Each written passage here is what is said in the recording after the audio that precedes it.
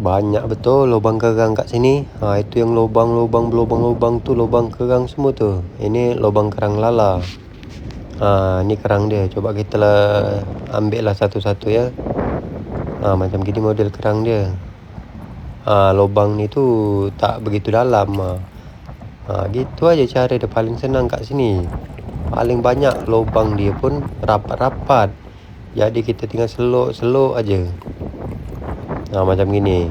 Kalau lubang kerang ini dia tak dalam, tak macam lubang kijing yang lebih dalam daripada ini. Kalau ini senang aja ngambil dia. Lubang dia pun tak susah sangat kita tengok.